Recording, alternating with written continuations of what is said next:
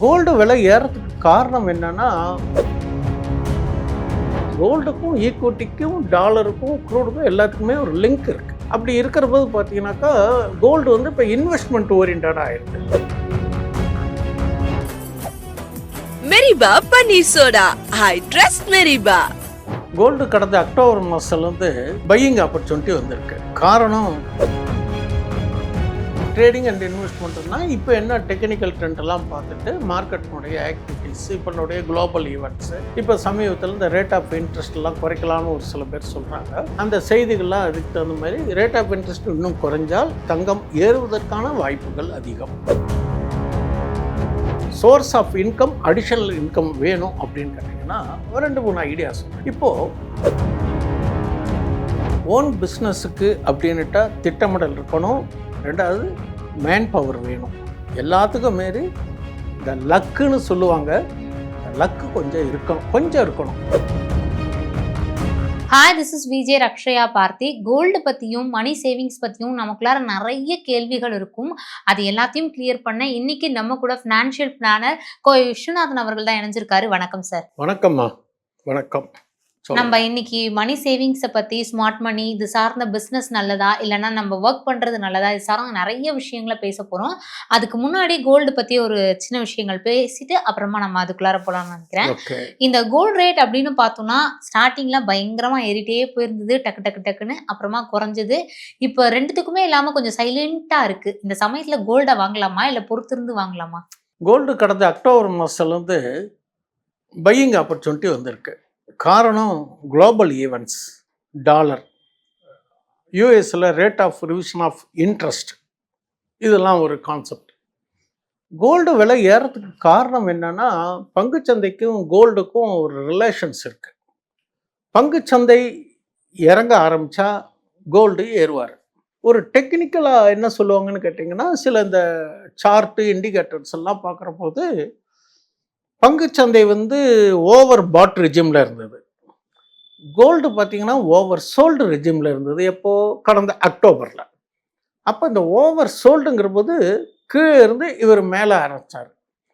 அவர் என்ன பண்ணிட்டாருன்னா அங்கே ஒரு ப்ராஃபிட் புக்கிங், அங்கேருந்து இவர் இறங்க ஆரம்பித்தார். எப்பவுமே ஜென்ரலாக கோல்டு இறங்கும், ஸ்டாக் மார்க்கெட்டு ஏறும். இது வந்து கடந்த காலத்தில் ஒரு எவிடன்சஸ் இப்படி இருக்குது. சந்தையில் எது வேணாலும் எப்படி வேணாலும் நடக்கலாங்கிறது வேற. கோல்டுக்கும் ஈக்விட்டிக்கும் டாலருக்கும் க்ரூடுக்கும் எல்லாத்துக்குமே ஒரு லிங்க் இருக்குது. அப்படி இருக்கிற போது பார்த்தீங்கன்னாக்கா கோல்டு வந்து இப்போ இன்வெஸ்ட்மெண்ட் ஓரியன்டாக ஆகிடுது. நம்ம என்ன ஆபரணத்துக்கு தான் அந்த காலத்து தாத்தா பாட்டியெல்லாம் 5 பவுன் 4 பவுன் வாங்கி வச்சுப்பாங்க, கொஞ்சம் கொஞ்சமாக சேர்த்துவாங்க. அந்த பானையில் சட்டியில் எங்கேயா போட்டு ஒரு முடிச்சு போட்டு பத்திரமா வச்சுருவாங்க. அப்போல்லாம் லாக்கர் ஃபெசிலிட்டிஸ்லாம் கிடையாது, ஒரு பாதுகாப்பாக அப்படி வச்சுருந்தாங்க. அப்புறம் ஒரு குறிப்பிட்ட காலத்தில் பார்த்தீங்கன்னாக்கா தங்கத்தை வச்சு வர்த்தகம் செய்யலாம் அப்படின்னு ஒரு ஆட்சி. அந்த மாதிரி சூழ்நிலை வரும். உங்களுக்கு வர்த்தகம்னாலே ஏற்ற இறக்கங்கள் இருக்க தானே செய்யும். அப்போது லாபப்பதிவு இருக்கும், குறைஞ்ச விலையில தான் வாங்குவாங்கன்னு டெக்னிக்கல் பயாஸில் வந்துடுது. அப்போ வந்து ஈக்விட்டி மார்க்கெட்டு நல்ல பீக்கில் இருந்தது, இவர் கீழே இருந்தார். ஈக்விட்டி மார்க்கெட்டு கடந்த அக்டோபர்லேருந்து இறங்கி இப்படி 21,575 வரலையும் வந்துட்டு இப்போ பவுன்ஸ் பேக் ஆகி இவர் மேலே ஏறிட்டார். யார்? ஈக்விட்டி மார்க்கெட்டு இப்போ நேற்றுக்கு பார்த்தீங்கன்னா இந்த நியர் ஹை கிட்ட வந்துட்டார். அப்போ இவர் என்ன பண்ணார்? மேலேருந்து ப்ராஃபிட் புக் பண்ணி கீழே வந்துட்டார். இப்போ இது மாதிரி மறுபடியும் அவர் இறங்கினா இவர் ஏறத்துக்கு வாய்ப்புகள் உண்டு. ரெண்டாவது, தங்கம் இனிமேல் இறங்குமா ஏறுமான்னு இப்போ ப்ரெடிக்ட் பண்ணுறதுக்கான சூழ்நிலை சொல்ல முடியாது. ஏன் அப்படின்னு கேட்டிங்கன்னா, இப்போ வந்து ஒரு கன்சாலிடேஷன் பேஸ்ன்னு சொல்லுவாங்க. ஒவ்வொருத்தர் கருத்து. இப்போ எனக்கு தெரிஞ்ச கருத்தை நான் சொல்கிறேன். ஒரு சிலர் வந்து ஏறத்துக்கான வாய்ப்புகள் இருக்குன்னு சொல்லுவாங்க. இன்னொருத்தர் ஜீனியஸ் என்ன பண்ணுவாங்க கேட்டிங்கன்னா, இறங்கிறதுக்கான வாய்ப்புகள் இருக்குன்னா அந்த டெக்னிக்கல் ஃபேக்டர்லாம் பார்த்துட்டு சொல்லுவாங்க. என்னுடைய கருத்து என்ன கேட்டிங்கன்னா, இப்போ ஓவர் பாட்டும் முடிஞ்சது, ஓவர் சோல்டுக்கும் போல் இப்போ இடையில கன்சாலிடேஷன் பேஸ்ன்னு சொல்லுவாங்க. த கேட் இஸ் ஆன் தி வால் அப்படிம்பாங்க. இந்த பூனை இந்த பக்கம் குதிக்குமா அந்த பக்கம் குதிக்குமான்னு முடியும். உங்களுடைய சொந்த உபயோகத்திற்கு தேவையாக இருந்தால் பகுதியாக வாங்குங்கள், சேமிப்பு வையுங்கள், எதிர்கால தேவைக்கு நல்ல சுப நிகழ்ச்சிகளுக்கு வச்சுக்கோங்க. இப்போ இன்வெஸ்ட்மெண்ட்டாக இருந்ததுன்னு வச்சுக்கோங்களேன். நீங்கள் ட்ரேடிங் அண்ட் இன்வெஸ்ட்மெண்ட்னா இப்போ என்ன டெக்னிக்கல் ட்ரெண்ட் எல்லாம் பார்த்துட்டு மார்க்கெட்டினுடைய ஆக்டிவிட்டீஸ், இப்போனுடைய குளோபல் ஈவெண்ட்ஸு, இப்போ சமீபத்தில் இந்த ரேட் ஆஃப் இன்ட்ரெஸ்ட் எல்லாம் குறைக்கலாம்னு ஒரு சில பேர் சொல்கிறாங்க. அந்த செய்திகள்லாம் அதுக்கு தகுந்த மாதிரி ரேட் ஆஃப் இன்ட்ரெஸ்ட் இன்னும் குறைஞ்சால் தங்கம் ஏறுவதற்கான வாய்ப்புகள் அதிகம். அப்படியே ஸ்டேட்டஸ் மெயின்டைன் பண்ணலாம், இப்படியே இதுவும் கன்சால்டேஷனாக இருக்கிறதுக்கான வாய்ப்புகள் இருக்குங்கிறது என்னுடைய ஒரு சொந்த கருத்து. நான் இதையும் பரிந்துரை செய்யவில்லை. சார் இப்போ பொதுவாவே எல்லாருக்கும் மத்தியிலுமே நம்ம ஒரு நல்ல பணத்த சேவ் பண்ணணும். அந்த பணத்த வச்சு நம்ம நல்ல ஒரு ஹெல்த்தி லைஃப் வாழணும். ஒரு வெல்த்தியான லைஃப்ல நம்ம செட்டில்மெண்ட் ஆகணும் அப்படிங்கிறது தான் எல்லார் மைண்ட் செட்டா இருக்கும். அது மிஞ்சி மிஞ்சி போனா சில பேருக்கு பணக்காரர்கள் ஆகணும் அப்படிங்கிற ஒரு தாட்மே கண்டிப்பா இருக்கும். ஸோ அந்த வகையில ஸ்மார்ட் ஒர்க் பெஸ்ட்டா? இல்லன்னா ஹார்ட் ஒர்க் பெஸ்ட்டா? பொதுவாகவே என்னன்னு கேட்டிங்கனாக்கா, இப்போ இருக்கக்கூடிய இன்ஃப்ளேஷன் விலைவாசி, விலைப்புள்ளிகள்லாம் பார்த்தீங்கன்னாக்கா, ஒரு 10 ஆண்டுகளுக்கு முன்னாடி இருந்த அளவுக்கு இப்போ இல்ல. அப்போ பணத்தினுடைய வேல்யூ அன்னைக்கு வேல்யூ அதிகம். இன்னைக்கு பணத்தினுடைய வேல்யூ டெப்ரிசியேஷன் 1. இது கான்செப்ட். அப்போ நம்ம எவ்வளவு சம்பாதிச்சாலும் நமக்கு அது பத்த மாட்டேன்றது. ஒரு சேவிங்ஸ் பண்ண முடியல. என்னதான் செய்யறது? ஒரு நடுத்தரமா இருக்கிறவங்க நம்ம வந்து வேலைக்கு போறோம், சம்பாதிக்கிறோம். திடீர்னு எதிர்பாராத செலவுகள் வருது. என்ன பண்றதுன்னு அப்போ திடீர்னு ஒரே மாதிரி டென்ஷன் ஆயிருக்கும். இப்போ இது மாதிரி இதுக்கு இப்போ நமக்கு டேலண்ட் இருக்குன்னு வச்சுக்கோங்களேன். இப்போ நமக்கு டேலண்ட்டு நான் அதெல்லாம் ஒன்றும் இல்லை சார், நான் டைட்டாக கஷ்டப்படுறதுக்கு தயார். நான் வந்து இப்போ ஒரு ஒர்க்கு பார்த்துட்டு இருக்கேன். எனக்கு ஒரு 5:30 6 மணிக்கு ஒர்க்கு முடிஞ்சிருது.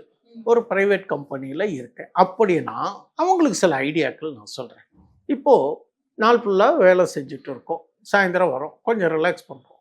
ஒன்றா ஒரு பார்ட் டைம் ஜாப் முடிந்தால், நமக்கு தேவை பணம் வேணுங்கிறதுக்கு தான் நம்ம போகிறோம். உங்களை யாரையும் நான் வற்புறுத்தலை.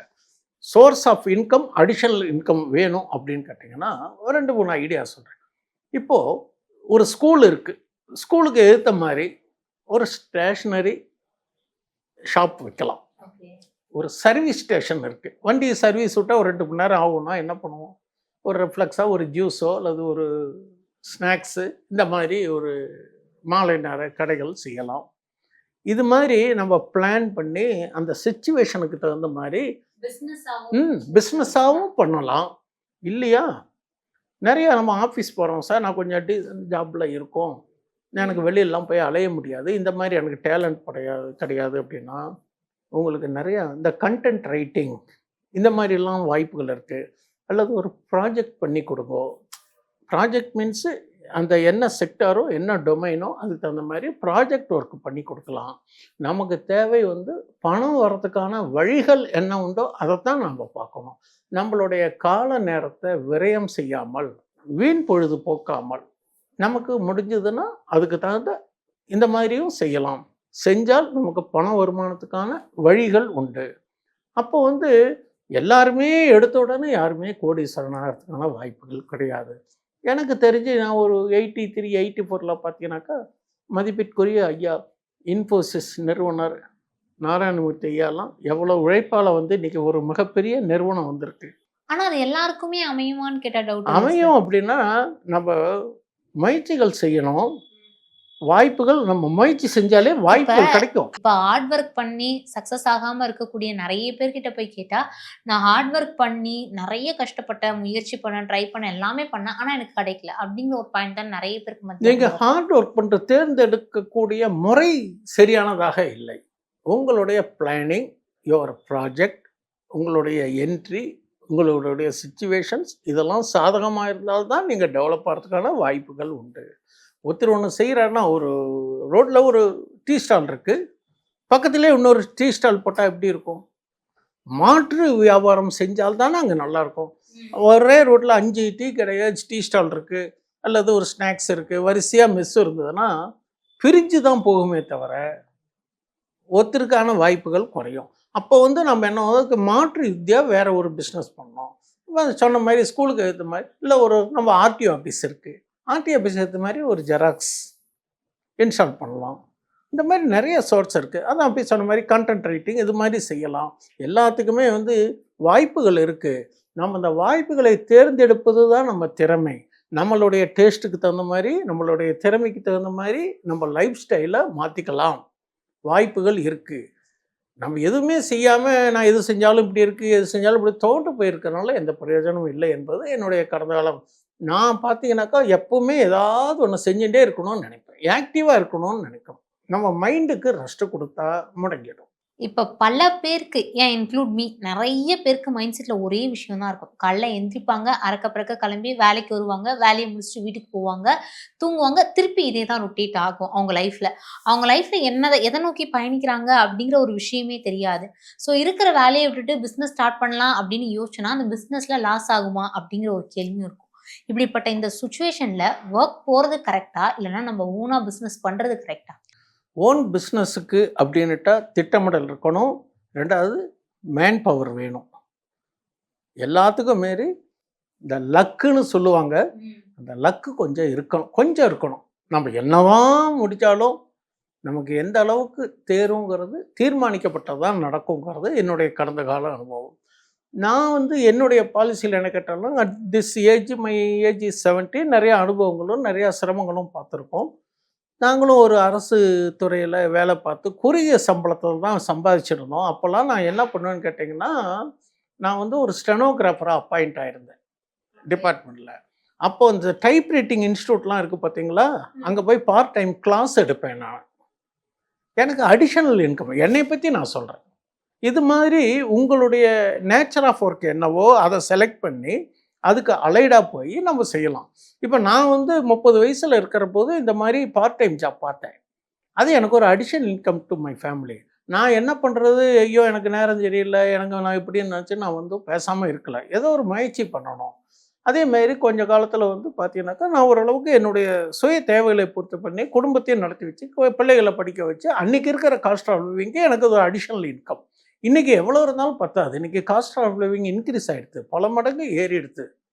அதனால் இன்றைக்கி நம்மளுடைய எனர்ஜியை நம்ம எக்ஸ்போஸ் பண்ணினா தான் நமக்கு முடியும். சரி, எனக்கு இந்த ஸ்மார்ட் மணி கான்செப்டை பற்றி கிளியராக எக்ஸ்பிளைன் பண்ண முடியுமா? ஸ்மார்ட் மணி கான்செப்ட்னா ஸ்மார்ட் வாட்ச் கட்டுறீங்க, ஸ்மார்ட் எஜுகேஷன் இருக்கீங்க, எல்லாமே நம்ம ஸ்மார்ட்டாக இருக்கணும்னு நினைக்கிறோம். ஆனால் இந்த மணி விஷயத்தில் மட்டும் நம்ம ஸ்மார்ட்டாக இருக்க முடியறதில்ல. காரணம் என்ன அப்படின்னு கேட்டிங்கன்னா, மனசில் பட்ட செலவெல்லாம் பண்ணிடுறோம். மனசு சொல்கிறத கேட்காதீங்க, மைண்டு சொல்கிறத கேளுங்க. எப்பவுமே மனசுக்கும் மைண்டுக்கும் எப்பவுமே வார் நடந்துகிட்டே இருக்கும். மனசில் பட்டதுன்னா அந்த காலத்திலே ஒரு பாடல் சொன்னாங்க, கையளவு உள்ளம் வைத்து கடல் போல் ஆசை வைத்து அப்படின்னு. அப்போது மனசு சின்னதான், ஆசைகள் அளவில்லாமல் இருக்குது. திட்டம் வேணும், நமக்கு இது தேவையான நினைக்கணும், எழுதுகிற வழக்கம் வேணும். இன்றைக்கி ஒரு டைரி போட்டுக்கோங்க, ஒவ்வொரு மாதமும் இந்த செலவாச்சு, இந்த செலவுக்கு நமக்கு தேவையா. அதேமாரி ஒரு பெரிய பொருள் ஒன்று வாங்குகிறோம், ஹியூஜ் அமௌண்ட் போட்டு வாங்கினோன்னா அது தேவையான ஒரு நாள் 2 நாள் யோஜனை பண்ணுங்க. அப்போ அது தேவையில்லைன்னு நீங்களே ஒரு முடிவுக்கு வந்தோம், அதை ட்ராப் பண்ணிடுவீங்க.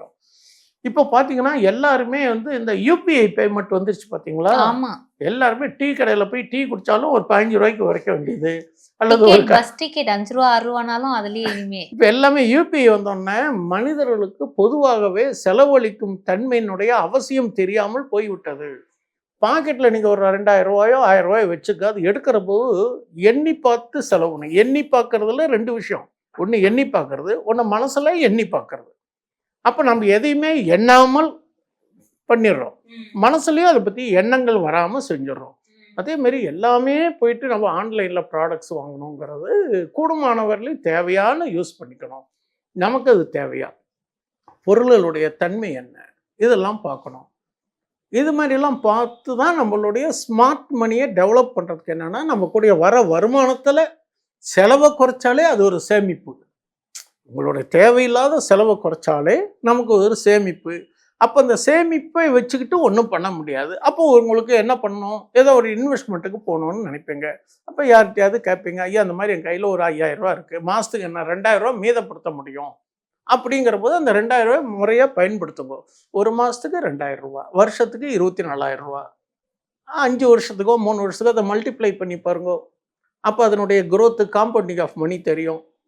எப்படி வேணாலும் வாழ நினைத்தால் வாழலாம், வழியா இல்லை பூமியல்னு பாடல்கள் இருக்குது. அதனால் நம்மளுடைய ஒரு கெப்பாசிட்டிக்கு தகுந்த மாதிரி, நம்மளுடைய திறமைக்கு தகுந்த மாதிரி நம்ம ஃபீல்டு என்ன உண்டு. நான் இப்போ சொன்னேன் பார்த்தீங்களா, நான் ஒரு steno typist part time class எடுத்த மாதிரி, இப்போ நீங்கள் ஒரு ஃபீல்டு எழுதுனா இங்கே சம்மந்தப்பட்ட இதில் நீங்கள் கான்சன்ட்ரேஷன் பண்ணி உங்களுடைய வாய்ப்பை பயன்படுத்திக்கோங்க. அது மூலமா ஒரு இன்கம் பார்க்கலாம். அடிஷனல் இன்கம் வந்தால் தான் நம்ம ஒரு ஸ்மார்ட்டாக இருக்கும், நம்ம லைஃப் ஸ்டைலை கொஞ்சம் இம்ப்ரூவ்மெண்ட் பண்ண முடியும். கண்டிப்பா. அப்படிங்கிறது என்னுடைய ஒரு அனுபவ ரீதியான கருத்துக்களை பகிர்றேன். நான் யாருக்கும் அறிவுரை சொல்லலை, இது உங்களுக்கு பயனுள்ளதாக இருக்கட்டுங்கிற ஒரு தொலைநோக்கு பார்வையில் சொல்கிறேன். சார் இப்போ ஒரு ரிச் பீப்புளுக்கும் டிபிக்கல் இந்தியன் ரொட்டீனுக்கும் இருக்கக்கூடிய வித்தியாசங்கள் என்ன? சரியான கேள்வி கேட்டீங்க. நான் அதுக்கு ஒரு சின்ன விவரங்கள் நான் படித்ததை சேவ் பண்ணி வச்சிருக்கேன் நானு. அது எனக்கும் ரொம்ப மகிழ்ச்சியா இருக்கு. ஏன் நாம கூட இப்படி இருந்திருக்க கூடாதோ அப்படிங்கிற ஒரு எண்ணத்துக்காக சொல்றேன். ஒரு ரிச் பீப்பிள்ஸ் அப்படின்னு பார்த்தீங்கன்னாக்கா, அவங்க காலையில வேக்கப் டைம்னு சொல்லுவாங்க இல்லையா? அவங்க 5 to 6 எந்திருப்பாங்க. டைபிக்கல் இந்தியன் ரொட்டீன்னா 7 to 9. ஏன் 7 to 9னா நைட்டு 12 மணி வரையிலும் நம்ம இன்ஸ்டாகிராம், யூடியூப் இதெல்லாம் பார்த்துட்டு பொழுது தூக்கம் வராம பண்ணி லேட் ஹவர்ஸில் எந்திருக்கிறது. இது ஒரு இன்டிசிப்ளின். தூங்கணும்னா நம்ம டயர்டாக வந்திருக்கோம், அதுக்கு தகுந்த ரெஸ்ட் எடுக்கலாம், மைண்டுக்கு ரெஸ்ட் கொடுக்கலாம், நம்ம உடம்புல இருக்கக்கூடிய ஒவ்வொரு பார்ட்ஸ்க்கும் ரெஸ்ட் வேணும். அப்போ வந்து அவங்க 5 to 6 எழுந்திருப்பாங்க, இவங்க 7 to 8, 8:30 ஆஃபீஸ் போகிற அவசரத்துலேருந்து தடத்தடன்னு கிளம்புறது. இது ஒன்று. அடுத்தது மார்னிங் ரிச்சுவல்ஸ். இவங்க என்ன பண்ணுவாங்க, rich peoples meditation, journalism, reading இதெல்லாம் பண்ணுவாங்க. ஒரு பேப்பர் படிக்கிறது, இந்த மாதிரி ஒரு மெடிடேஷன். மெடிடேஷன் இஸ் ஒரு best root cause for all. நம்ம மனசுக்கும் சரி உடம்புக்கும் சரி மெடிடேஷன் ரொம்ப பிரயோஜனமானது. நம்ம அதெல்லாம் பண்ண முடியல, கேட்டால் நேரம் இல்லை அப்படிம்போம். அப்போது வந்து இவங்க என்ன பண்ணுவாங்கன்னா ஃபோன் ஸ்க்ரோலிங் பண்ணிகிட்டு இருப்பாங்க, ஃபோனை பார்த்துட்டு இருப்பாங்க. அடுத்தது பிரேக்ஃபாஸ்ட்னு எடுத்துட்டிங்கனாக்கா ஹை ப்ரோட்டீன் சாப்பிடுவாங்க. High protein and planned diet, சிஸ்டமேட்டிக்காக பிளான்டு டயட்டுன்னு சொல்லுவாங்கள்ல, அவங்க பண்ணுவாங்க. இவங்க என்ன பண்ணுவாங்க, டைப்பிக்கல் இந்தியன் ரொட்டீன், எது கிடைச்சாலும் சரி வாட் எவர் இஸ் அவைலபிள், என்ன இருக்கோ அதை சாப்பிட்டு விட்டு நம்ம வேலைக்கு போயிட்டு இருப்போம். அப்படின்னு அது இந்த புரோட்டீன் மற்ற உணவு பழக்கத்தை முறையாக கடைப்பிடிக்காமல் ஸ்கிப் பண்ணிடுறது. எதா இருந்தாலும் ஆமாம், எதாக இருந்தாலும் சாப்பிட அப்படி இருக்கக்கூடாது. சாப்பிட்ற பொருள் எதுவாக இருந்தாலும் அது நமக்கு சத்துள்ளதாக இருக்கிறதாக தேர்ந்தெடுத்துக்கணும். அடுத்தது கம்யூட் அப்படின்னாக்கா இவங்க ஷார்ட் ட்ராவல் இந்த மாதிரி எங்கேயாவது இந்த மாதிரி பண்ணுவாங்க. இவங்க என்ன பண்ணுவாங்க, பப்ளிக் டிரான்ஸ்போர்ட்டு, லாங் டிராஃபிக் இதில் பண்ணுவாங்க. யார், டைப்பிக்கல் இந்தியன் ரொட்டீன். அடுத்தது ஒர்க் பேட்டர்ன் அவங்களுக்கு என்ன இவங்களுக்கு என்ன. ஒர்க் பேட்டர்ன் பார்த்தீங்கன்னா டீப் ஒர்க் பிளாக்ஸ், டெலிகேஷன். யார், ரிச் பீப்புள். இவங்க என்ன பண்ணுவாங்கன்னா மல்டி டேக்கிங், ஓவர்லோடு ஏற்றிக்கிறது, ஒரு டிசிப்ளின் இருக்காது. அதே மாதிரி அவங்க மீட்டிங்ஸ்ன்னு பார்த்தீங்கன்னாக்கா ஸ்ட்ராட்டஜிக்னா ஒரு தீர்வு, ஸ்ட்ராட்டஜிக், ஷார்ட்டு, ஹை வேல்யூ இது மாதிரி இருப்பாங்க. யார், ரிச் பீப்புள்ஸ். இவங்க என்ன பண்ணுவாங்க, லாங் அன்ஸ்ட்ரக்சர்டு ஃப்ரீக்வெண்ட், ஒரு வடிவமைக்கப்படாத அளவில் இவங்க நினைப்பாங்க. இது மாதிரி நிறையா டிஃப்ரென்சஸ் இருக்குது. அதே மாதிரி மணி ரொட்டீன் பார்த்தீங்கன்னா டெய்லி போர்ட்ஃபோலியோ வச்சுப்பாங்க. நான் இப்போ கொஞ்ச நேரத்துக்கு முன்னாடி சொன்னாலும் எழுதுகிற வழக்கம், செலவு கணக்கு, daily portfolio check and wealth மேனேஜ்மெண்ட்டை இம்ப்ரூவ்மெண்ட் பண்ணுவாங்க. செலவை குறைச்சாலே அதுவே ஒரு சேவிங்ஸ். அந்த சேவிங்ஸை எப்படி வெல்த் டெவலப்மெண்ட் பண்ணணும்னு அவங்க நினைப்பாங்க. இவங்க என்ன பண்ணுவாங்கன்னு கேட்டிங்கன்னா இஎம்ஐ, பில்ஸு இது மாதிரியான எக்ஸ்பென்சஸ்க்கு பண்ணுவாங்க. டக்குன்னு எது ஃப்ரீயாக கிடைச்சாலும் ஒரு இஎம்ஐ போட வேண்டியது, கடனை வாங்குறது, 0% இன்ட்ரெஸ்ட்னா உடனே ஓடி போய் வாங்க வேண்டியது, ஏதாவது ஆஃபர் போட்டிருக்கானாக்கா அதை வாங்க வேண்டியது, இப்படியெல்லாம் ஒரு மணி பிளானிங் இல்லாமல் இருக்கிறது இவங்க. இந்த மாதிரி வித்தியாசங்கள் இருக்குது. அதே மாதிரி லேர்னிங்கில் பார்த்தீங்கன்னாக்கா அவங்க என்ன பண்ணுவாங்கன்னா கோர்சஸ்ஸு, புக்ஸு, மென்டார்ஸ் இது மாதிரி பண்ணுவாங்க. இவங்க என்ன பண்ணுவாங்கன்னா யூடியூப் ஸ்க்ரோலிங் அண்டு ரீல்ஸ் இதை பார்த்துக்கிட்டு பொழுது விட்டுருவாங்க. இதனால் என்ன பிரயோஜனங்கிறது இவங்களுக்கு தெரியாது. இதுமாதிரி நிறையா சொல்லலாம், நிறையா நல்லா இருக்காது. படித்ததை நான் உங்கள்கிட்ட பகிர்றேன், வேறு ஒன்றும் சொந்த கருத்து கிடையாது. இது உங்களுக்கு யூஸ்ஃபுல்லாக இருக்கலாம். இதெல்லாம் நீங்கள் அவாய்ட் பண்ணினாலே உங்கள் மைண்டு கான்சன்ட்ரேஷன் ஆகும். யோகா, தியானம் இது மாதிரி பண்ணலாம். எனக்கு நேரம் இல்லைன்னு சொல்லவே கூடாது, எல்லாத்துக்கும் நேரம் இருக்குது. அந்தந்த டைத்துக்கு அதாவது செஞ்சால் நமக்கு நேரம் இருக்குது. இது நம்ம ரிஃப்ளெக்ட் லைஃப் ஸ்டைல் நேயர்களுக்கு அவங்க லைஃப் ஸ்டைலை ஒரு சேஞ்ச் பண்ணி நல்ல ஒரு சிறப்பாக இருக்கணுங்கிற ஒரு எண்ணத்தில் நம்ம சொல்கிறோம். இது நான் யாருக்கும் அறிவுரை சொல்லலை, முறையாக ஃபாலோ பண்ணி நல்லா பலன் பெறட்டுங்கிறதுக்காக ஒரு ஆலோசனையாக சொல்கிறேன். கண்டிப்பாக சார், இவ்வளோ நேரம் ஒதுக்கி இத்தனை விஷயங்களை எங்கள் கூட வந்து ஷேர் பண்ணியிருந்திருக்கீங்க. மணி சேவிங்ஸ்லேருந்து ஸ்மார்ட் மணி இந்த மாதிரியான எல்லா கான்செப்ட்லையுமே கிளியராக எங்களுக்கு ஆன்சர் பண்ணியிருக்கீங்க. ஸோ ரொம்ப நன்றி. வாய்ப்பு கொடுத்த ரிஃப்ளெக்ட் லைஃப் ஸ்டைலுக்கு நன்றி.